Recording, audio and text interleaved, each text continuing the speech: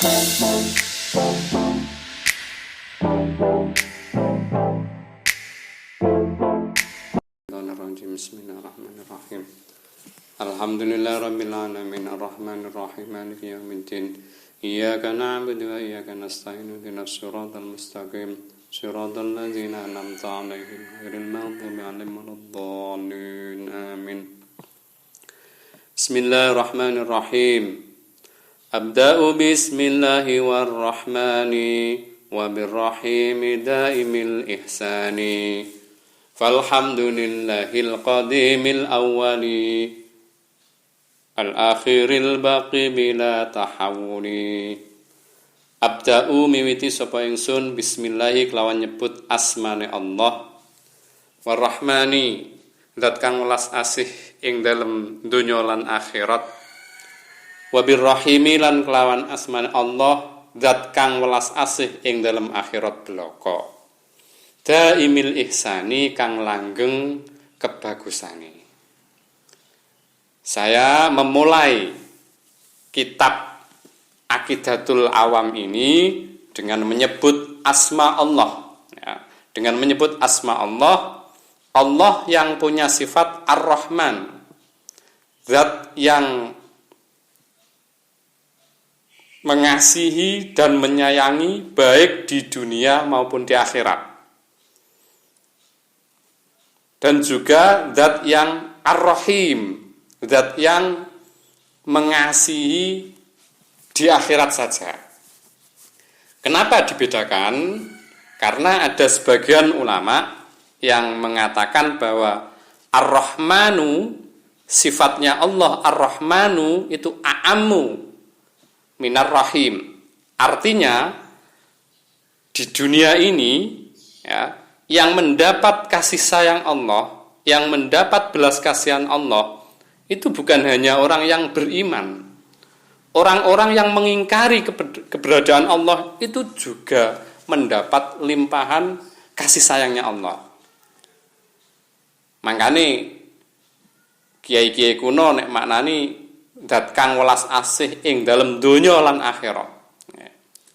Jadi orang kafir itu ya tetap dikasih makan oleh Allah, tetap dikasih oksigen oleh Allah, tetap dikasih nikmat, ya.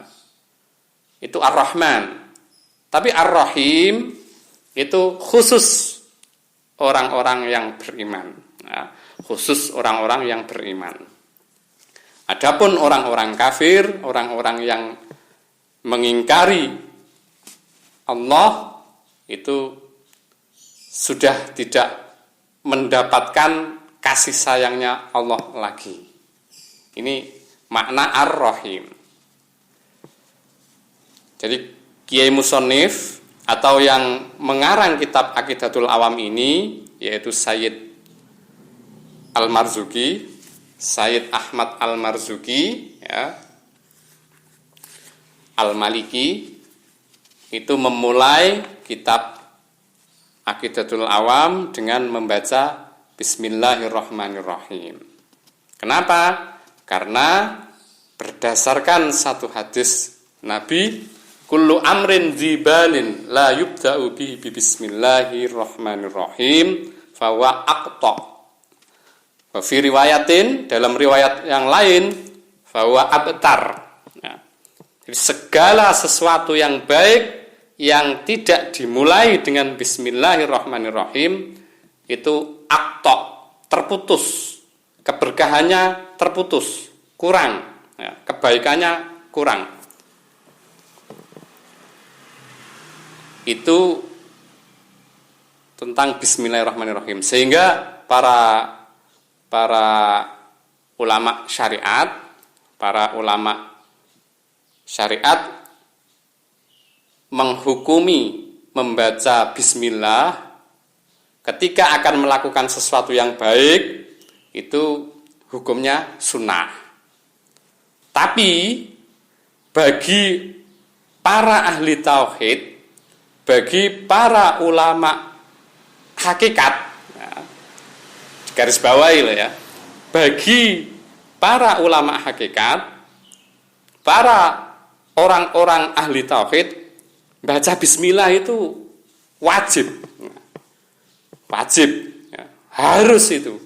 Loh, kenapa Pak kok harus? Gini, orang-orang ahli hakikat, orang-orang yang tauhidnya sudah mantap, itu kan meyakini dengan sepenuh hati bahwa segala sesuatu yang ada di dunia ini, segala sesuatu yang ada di langit dan bumi ini miliknya Allah. Sehingga kita kalau mau melakukan apa saja, kalau mau makan apa saja, itu ya harus izin yang punya toh. Kan gitu logikanya, ya. Nah, sampean di dunia ini ya, di dunia ini hukum dunia saja itu loh. Kalau tetangga sampean duwe tanduran jambu, ya. Duwe tanduran jambu. Padahal iku ya sing nuwohno jambu, yang menumbuhkan jambu ya ora wonge. Itu saja kalau Anda ingin makan buah jambu, kan ya harus izin. Yu Kang njaluk jambune ya. Mana gitu.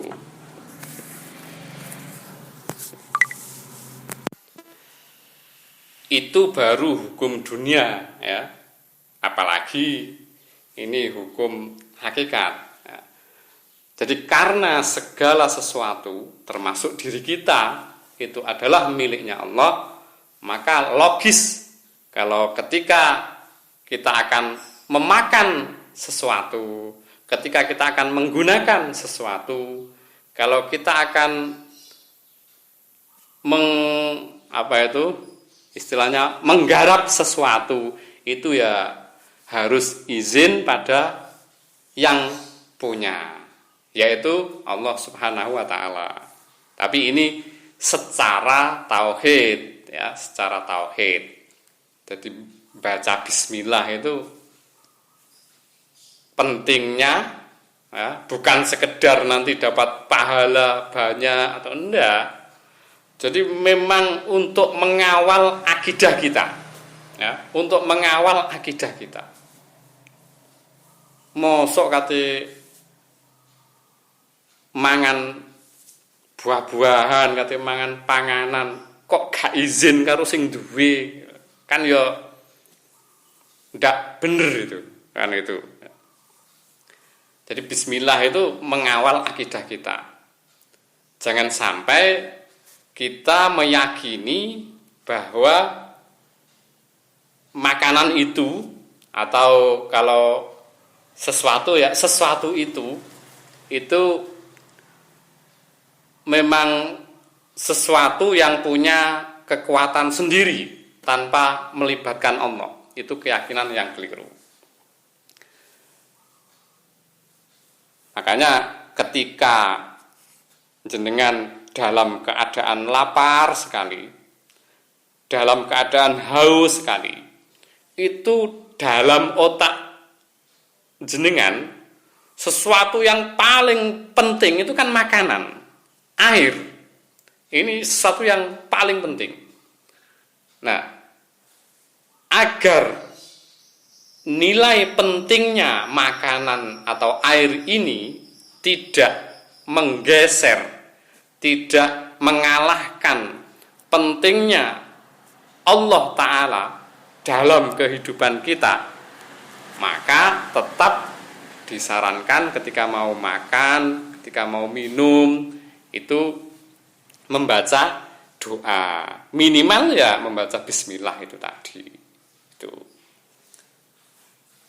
Orang ketika mau menyeberangi sebuah jembatan, misalnya ya, mau menyeberangi sebuah jembatan, terus dia naik mobil bagus, mobil keluaran terbaru bagus, itu kan dia rawan meyakini bahwa lancarnya dia menyeberangi jembatan itu karena mobilnya bagus, karena sopirnya canggih, kan gitu. Padahal tidak sesederhana itu. Anda bisa dengan lancar melewati jembatan itu butuh bumi tidak gempa. Loh. Butuh tidak terjadi likuifaksi. Butuh kesehatan Anda prima. Butuh Anda masih hidup. Kan gitu. Nah, semua itu yang mengendalikan Allah Subhanahu wa taala. Jadi bodoh sekali, dalam tanda petik kurang ajar sekali ketika kita mengatakan bahwa saya bisa lancar menyeberangi jembatan karena misalnya supir saya canggih, karena mobil saya baru. Itu kan bodoh sekali. Nah, makanya biar tauhid kita, akidah kita tidak terkotori, kita tetap disarankan membaca doa ketika mau naik kendaraan. Subhanalladzi sakhkhara lana hadza wa ma kunna lahu muqrinin. Jadi minimal itu kita tetap menyebut asmanya Allah, melibatkan Allah dalam setiap perilaku kita, gitu loh. Dalam setiap perilaku kita.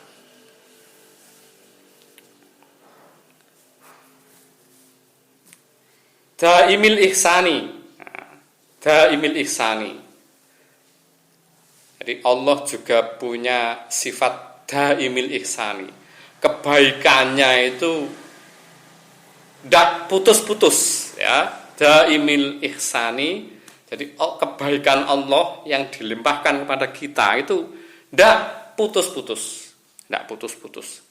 Kita saja yang bodoh sekali, merasa tidak mendapat nikmat dari Allah, merasa Tuhan tidak adil, merasa kecewa dengan hidupnya sehingga menyalah-nyalahkan pihak luar, kadang-kadang menyalah-nyalahkan Tuhan. Kok nggak pernah berpikir, ya, kalau Anda merasa kecewa dengan hidup Anda, kenapa Anda dikasih hidup seperti itu? Kok nggak pernah berpikir, jangan-jangan Tuhan juga kecewa menciptakan Anda, kan gitu? Ya, yang fair lah, yang fair. Anda kecewa dengan ketentuan Tuhan. Jangan-jangan Tuhan malah lebih kecewa. Didadekno angel-angel, kok malah protes, gak ridho dengan ketentuan Allah Subhanahu wa ta'ala. Padahal hubungan kita dengan Allah itu, ya, hubungan Allah dengan kita itu hanya hubungan memberi anugerah. Kita ini yang nggak pernah mengasih apa-apa kepada Allah. Loh, saya akan melaksanakan perintah Allah, Pak. Saya sholat, saya zakat. Sholat kamu pakai tenaga, siapa yang ngasih tenaga? Sholat kamu pakai tubuh, siapa yang menciptakan tubuh itu? Apa sampean? Kan enggak. Zakat kamu punya harta, siapa yang ngasih harta itu? Kan Allah juga. Wah, itu kok merasa saya sudah berbuat banyak untuk Tuhan. Loh, bagaimana Anda ini kok berbuat banyak untuk Tuhan? Lawang yang Anda gunakan semua itu ya pemberiannya Tuhan. Nah, makanya kebaikannya Allah kepada kita itu tidak putus-putus, ya. Daimil ihsani. Kita nggak pernah minta wajah yang cantik, ya tahu-tahu dikasih wajah. Nah, kita nggak pernah minta dikasih telinga, ya sama Allah dikasih telinga. Itu kalau mau jadi orang yang bersyukur, tubuh Anda itu loh, tubuh Anda itu syukuri itu wis tubuh Anda, kehidupan Anda, itu syukuri. Jangan jadi orang-orang yang tolol cara berpikirnya, tapi ngaku pinter. Tolol tapi ngaku pinter. Contohnya, misalnya, saya akan bersyukur, saya akan berterima kasih kepada Allah nanti kalau saya sudah punya uang 100 juta misalnya. Wah, itu kan bodoh sekali. Atau gini, saya akan bersyukur kalau nanti saya sudah menjadi pejabat tinggi misalnya. Itu kan bodoh sekali. Kenapa kok bodoh sekali? Loh. Anda sekarang juga, sebelum nikmat, sebelum keinginan yang Anda bayangkan itu tercapai, itu sudah dikasih nikmat Allah yang sangat besar yang belum Anda syukuri. Nah, nikmat apa itu? Ya, nikmat hidup toh. Ya, nikmat hidup. Ya. Orang bisa merasakan senang ketika punya uang 100 juta. Orang bisa merasa senang ketika cita-citanya menjadi pejabat tinggi tercapai. Itu kan kalau masih hidup, ya. Kalau masih dikasih Allah hidup. Benar kan? Nah, sekarang ini kan Anda kan sudah dikasih hidup itu oleh Allah. Sama seperti ada orang begini misalnya ya. Saya akan bersyukur ketika saya bisa makan sepiring nasi Padang. Sepiring nasi Padang yang enak. Kalau sekarang ini kan makan saya hanya tempe sama ikan asin, jadi saya belum bisa bersyukur. Itu kan pernyataan yang lucu, ya. Pernyataan yang lucu. Ini ya, Anda bisa menikmati masakan Padang, Anda bisa menikmati nasi tempe dan ikan asin, itu karena makanannya enak, ya, atau karena Anda punya lidah, punya indera perasa, punya mulut. Kan karena Anda punya mulut, karena Anda dianugerahi Allah lidah dan indera perasa. Nah, saat ini ketika Anda membayangkan itu kan nikmat itu kan sudah ada. Nikmat itu kan sudah ada. Apa gunanya? Ya, misalnya Anda di depan Anda dikasih makanan yang enak-enak. Ya, enak-enak. Masakan Padang, terus daging, sop buntut, macam-macam. Tapi Anda tidak punya lidah, tidak punya mulut, bisa enggak? Tidak bisa. Jadi yang membuat makanan enak, yang membuat orang merasa senang, itu karena orang dianugerahi Allah nikmat lidah dan indera perasa, karena orang dianugerahi Allah hidup.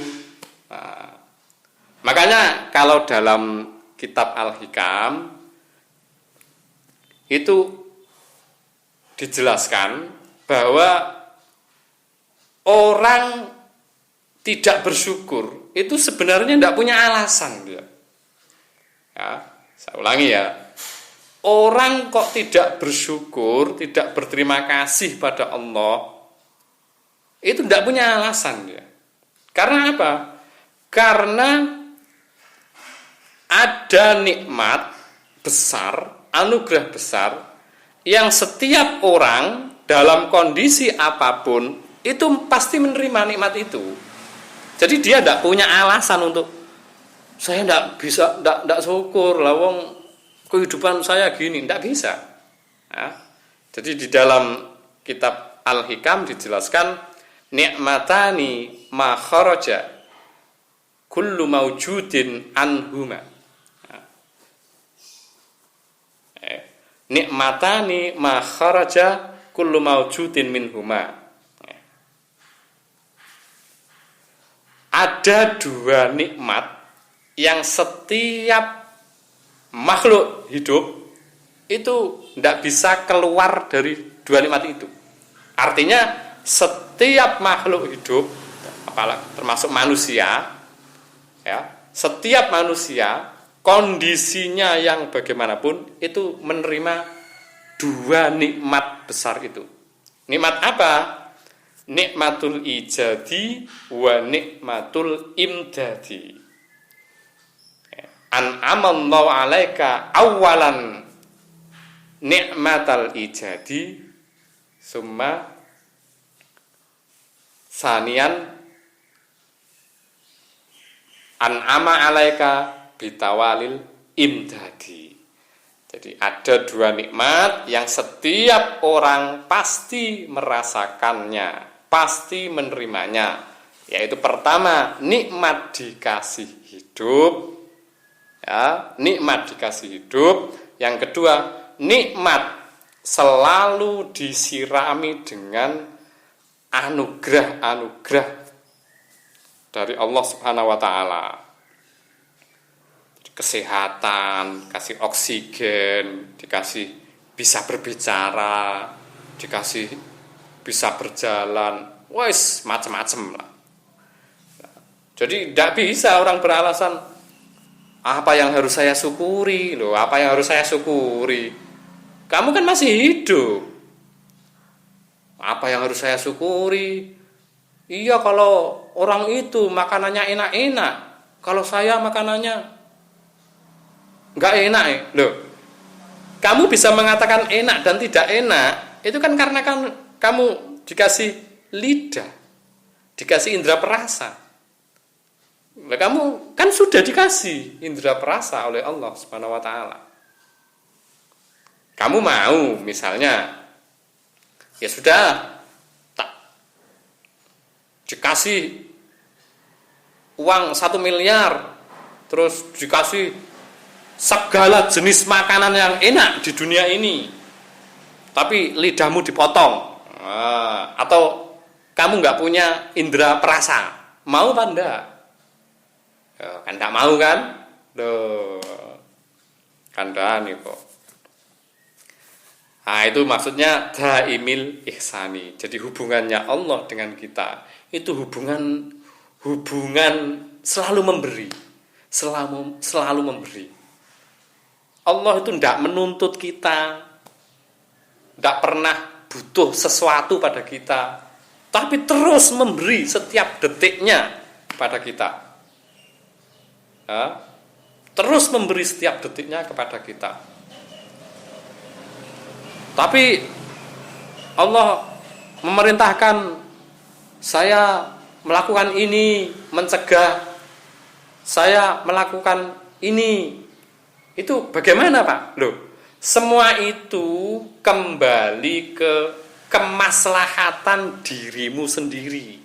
Ya, kemaslahatan dirimu sendiri. Allah tidak butuh apa-apa kepada kita.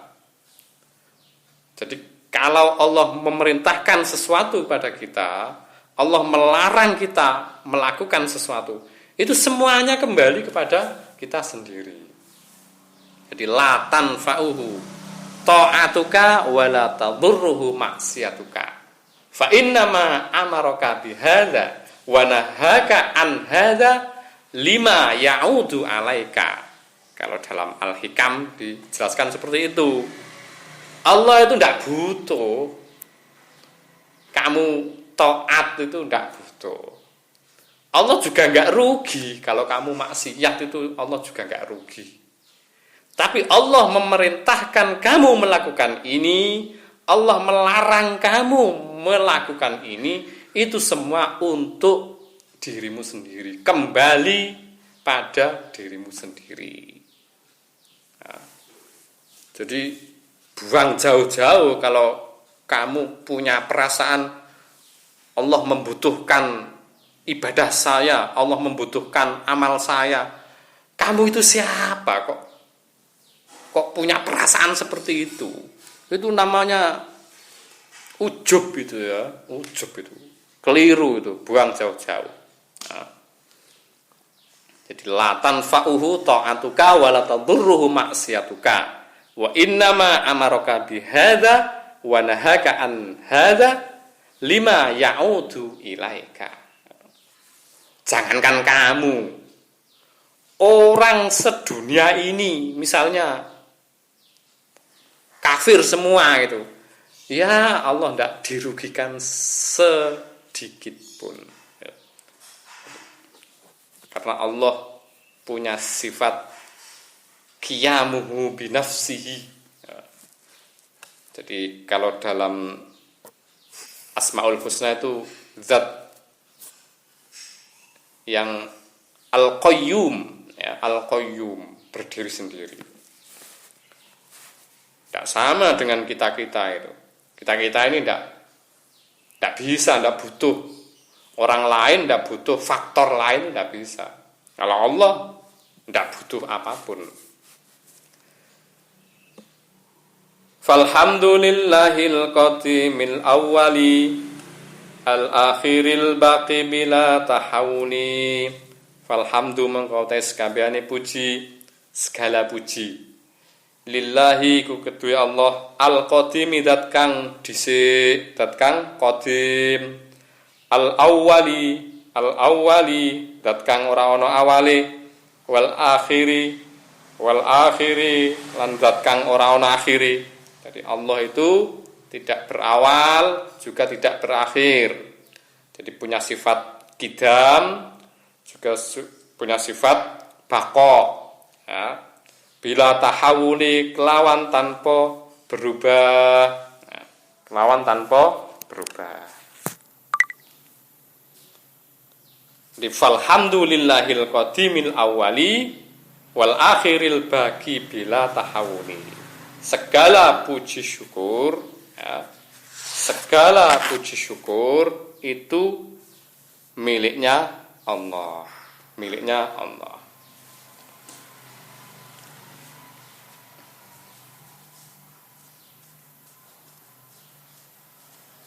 Nah, Allah Al-Qadimi punya sifat qidam.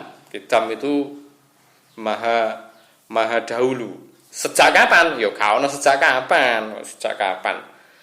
Yos Allah punya sifat qidam. Di sini Al-Qadim, Al-Awwali, tidak ada awalnya, wal akhiri, tidak ada akhirnya. Al-Baqi, ya, Al-Baqi, baqa, sifat baqa itu sifat yang tetap bila tahawuli tanpa perubahan. Selain Allah itu tidak ada yang abadi, ya. Selain Allah tidak ada yang abadi dan semuanya mengalami perubahan. Jadi manusia asalnya kecil, terus remaja, pemuda, tuwek, mati. Jadi berubah. Setiap detik segala sesuatu mengalami perubahan. Kalau kita melihat seakan-akan tidak berubah, ya itu kan dari pandangan luar. Jadi semua selain Allah itu mengalami perubahan. Hanya Allah yang punya sifat baqa, ya, bila tahawuli tanpa mengalami perubahan. Makanya katanya orang-orang filsafat itu segala isi dunia ini adalah perubahan. Yang tidak berubah hanya satu, yaitu perubahan itu sendiri, kan gitu. Jadi binisbati ila makhluk loh ya. Binisbati ila makhluk maksudnya dalam kaitannya dengan makhluk yang tidak mengalami perubahan itu ya perubahan itu sendiri. Terus pokoknya terus berubah deh, kan gitu loh. Jangan loh. Ada yang tidak berubah yaitu Allah. Nah, ini binisbati ila makhluk. Tadi kan semua yang ada di dunia ini isinya adalah atau mengalami perubahan. Yang tidak berubah hanya satu, yaitu perubahan itu sendiri. Itu kalau makhluk. Kalau Allah baqa bila tahawuli, tanpa mengalami perubahan. Terima kasih. Wallahu a'lam bishawab. Kita sambung pada pertemuan berikutnya. Assalamualaikum warahmatullahi wabarakatuh.